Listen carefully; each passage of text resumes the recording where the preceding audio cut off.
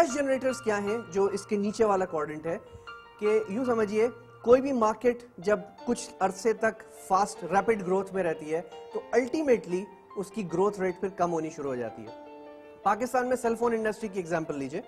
पाकिस्तान में cellphone industry 96-97 से grow करना शुरू हुई, शुरू में भी थी लेकिन बहुत इंट्रोडक्टरी स्टेज थी, और 2007-8 तक there was a rapid growth seen in the whole market. Cellphones भी बिक रहे थे, सेलफोन की सर्विसेज भी बिक रही थी, and all related industries were rapidly growing. फिर क्या हुआ? फिर ये हुआ कि फिर अब आके सेल्स मैच्योर होने लगी। क्यों? क्योंकि every other Pakistani that we know has more than one mobiles now, right? तो जो सेल्स, जो नए कस्टमर आने का जो क्वांटम था वो कम होना शुरू हो गया।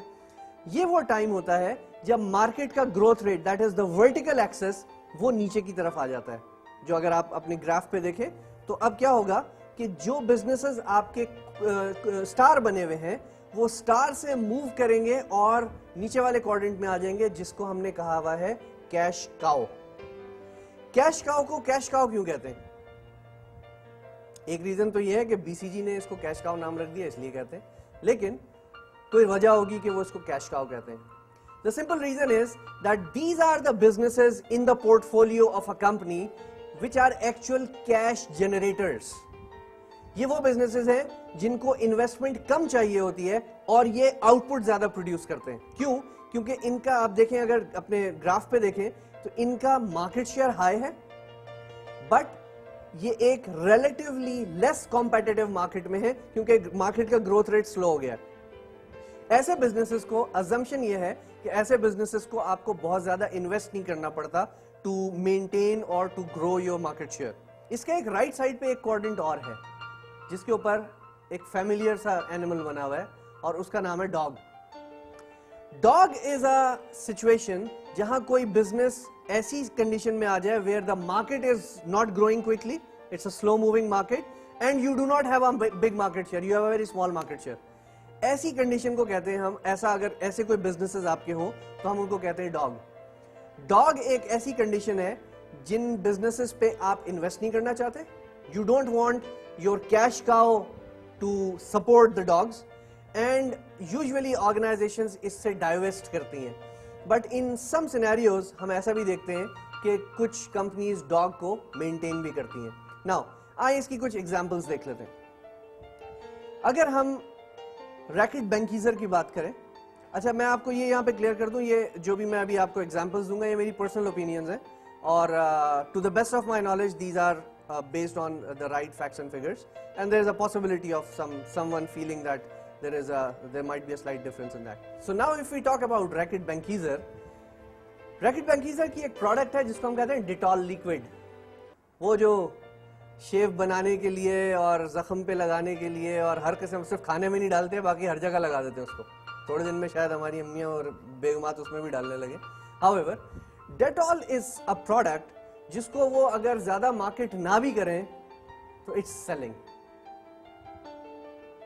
पाकिस्तान के हर middle class, lower middle class household में आपको डेटॉल का नाम और डेटॉल की प्रेजेंस आपको नजर आएगी एज एन एंटीबैक्टीरियल। अब अगर आप क्या समझते हैं, लोग डेटॉल का एड देख के उसकी एडवर्टाइजिंग से कन्विंस होके जाके वो शीशी खरीदते हैं? नहीं, ऐसा नहीं है। It's not a very seriously rapidly growing market that they are in. However, they are a sort of a monopoly in that. उनका कोई इसमें serious competition कोई है ही नहीं, अगर कोई छोटा मोटा हो तो हो। Now, Reckitt Benckiser के लिए Dettol is a cash cow. Dettol का वो जो liquid है। But there is always a possibility कि आपकी existing product का कोई replacement आ जाए। हो सकता है कल को कोई और कंपनी इसी जैसी कोई इससे ज्यादा effective चीज बना दे। So Dettol, knowing this fact that they have a cash cow, they have a monopoly in that particular market segment, they still work on improving the product lines.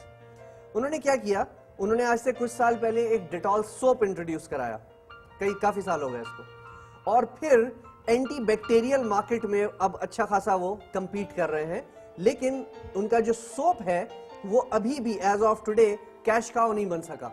Why? Because अभी इस वक्त antibacterial soap की जो market है it's rapidly growing. अभी नए लोग आ रहे हैं जो ब्यूटी सोप्स को छोड़ के वो कीटाणु से हिफाजत के लिए एंटीबैक्टीरियल सोप पे जा रहे हैं, और उसमें Lifebuoy is there obviously, Safeguard is there as well, but Dettol is making its way as well. So in my opinion, Dettol soap is a star in their portfolio. लेकिन Dettol यहां पे रुक नहीं गया। Dettol ने ये नहीं कहा कि अच्छा भाई 2 प्रोडक्ट्स हो गए, बहुत है, काफी है। उन्होंने अभी एक नई प्रोडक्ट क्वेश्चन मार्क स्टेज में भी डाल दी है। अगर आप एडवर्टाइजिंग देखते हो तो आपने नोट किया होगा एक डेटॉल लिक्विड आया है which is actually a replacement of phenyl.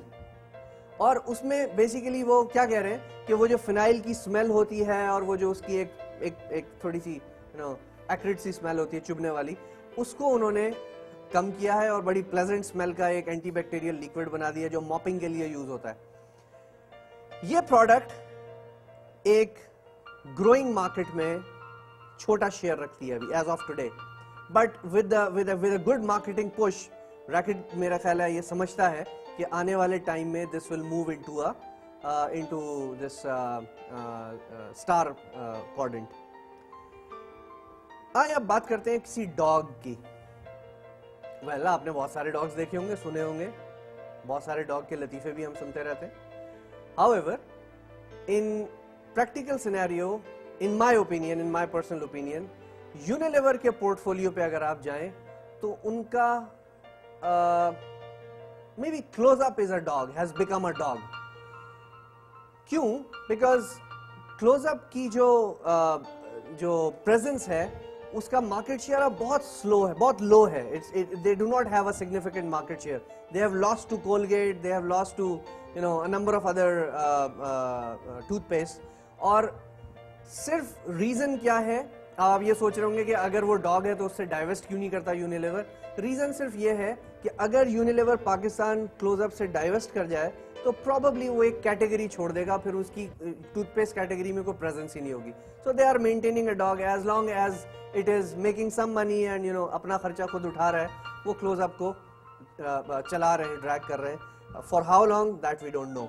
So organisations have their own portfolios और उसमें वो हर वक्त ये देखते रहते हैं कि हमारी कौन सी प्रोडक्ट्स इस वक्त कैश काउ हैं, and then they anticipate that for how long this will remain a cash cow, because cash cow से जो कैश सरप्लस कैश होगा that will be injected to stars, that will be injected towards question marks. Please remember, जो आपके question marks और stars हैं they are not profitable ventures, यानी अभी उनको मजीद इन्वेस्टमेंट की जरूरत है। एंड डॉग्स को इन एनी केस कोई भी कोशिश की जाती है कि डॉग्स के ऊपर पैसे खर्च कम से कम किए जाएं या ना किए जाएं तो बेहतर है।